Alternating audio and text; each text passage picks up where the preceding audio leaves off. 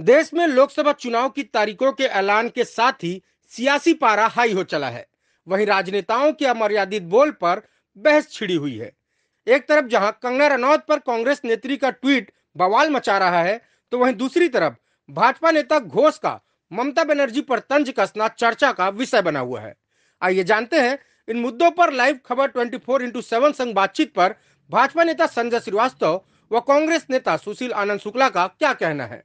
कांग्रेस नेता सुप्रिया सिन्हा ने कंगना रनौत को लेकर बड़ा बयान दिया है। उनका कहना था कि मंडी में क्या भाव चल रहा है, इस पर लेकर काफी विवाद भी गरमाया था, जिसके बाद उनकी सफाई की थी। क्या कहना? देखिए, कांग्रेस मानसिक रूप से विकृत हो चुकी है और कांग्रेस में ऐसे लोगों का जमावड़ा है। एक कलाकार पर्दे पर विभिन्न प्रकार के जो उसके रोल रहते हैं उसको वो निभाता है, वो किरदार को निभाता है। यदि उस पर उसके व्यक्तिगत जीवन में इस तरह की यदि टिप्पणी करें तो मुझे लगता है इस बात से समझा जा सकता है कि कांग्रेस किस स्तर तक नीचे उतर सकती है। मुझे लगता है इन सब चीज़ों का स्थान नहीं होना चाहिए।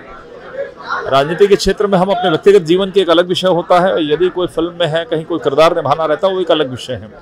इस तरह की बातें करें तो तमाम प्रकार की श्रृंखलाएं निकल जाएंगी कई कलाकारों के ऊपर में। तो मुझे लगता है कि कुल मिलाकर इस पर नियंत्रण होना चाहिए। लेकिन आज पूरा सिस्टम जो कांग्रेस का बिगड़ा हुआ है, कहीं किसी के ऊपर नियंत्रण नहीं है और संस्कार के नाम की कोई चीज़ कांग्रेस में नहीं रह गई है, इसीलिए इस तरह की चीज़ें आती हैं। मुझे लगता है समाज इनके आचरण और व्यवहार को देख रहा है। इस बयान को लेकर सुप्रिया सिन्हा जी ने अपना स्पष्टीकरण पहले ही दे दिया था। उन्होंने न सिर्फ इस पोस्ट के बारे में आलोचना किया था, जैसे उन्हें पता लगा उन्होंने इस पोस्ट को डिलीट किया और उन्होंने बताया कि उनके सोशल मीडिया के अकाउंट के कुछ लोग एक्सेस कई लोगों के पास थे। क्योंकि वो कांग्रेस के राष्ट्रीय सोशल मीडिया देखती हैं तो स्वाभाविक है कि बड़ी टीम के पास ऐसे लोगों के एक्सेस रहते हैं। किसी ने इस पोस्ट को किया था और जिसकी सुप्रिया जी ने स्वयं निंदा की थी और उसके बाद में न सिर्फ इस पोस्ट को हटाया था। तो उसके बाद मैं समझता हूँ कि यह विवाद वहीं पे ही समाप्त हो जाता है। राजनीतिक लाभ लेने के लिए लोग इसे तोल दो तो एक अलग विषय है। हालांकि इसके बाद एक वीडियो भी वायरल हो रहा है जिसमें कंगना रनौत का जिक्र किया गया। उसमें बताया जा रहा है कि उन्होंने उर्मिला मातोंडकर को सॉफ्ट पोर्न स्टार बताया। देखिए, हम इसका समर्थन नहीं करते हैं। कोई भी व्यक्ति हो, किसी भी दल का व्यक्ति हो, किसी पर निजी तौर पर इस तरीके की चीज़ें नहीं होनी चाहिए। राजनीति के क्षेत्र में मुकाबला राजनीतिक रूप से होना चाहिए। अपने विचारधारा के साथ में, अपने कामों के साथ में लोगों के बीच में जाने की आवश्यकता है। अब सुप्रिया जी ने तो अपनी बात का तत्काल खंडन कर दिया। अब बाजी है कंगना जी का। जितनी कंगना रनौत सार्वजनिक जीवन में प्रसिद्ध है, उससे ज़्यादा उर्मिला मातोंडकर भी प्रसिद्ध है। तो एक महिला दूसरे महिला के बारे में यदि इस प्रकार की टिप्पणी कर रही है तो निश्चित तौर पर निंदनीय है। जो जिस प्रकार से तत्परता सुप्रिया सिन्हा जी ने दिखाई, तो उम्मीद की जाएगी कि वैसी ही तत्परता कंगना रनौत जी भी दिखाएं।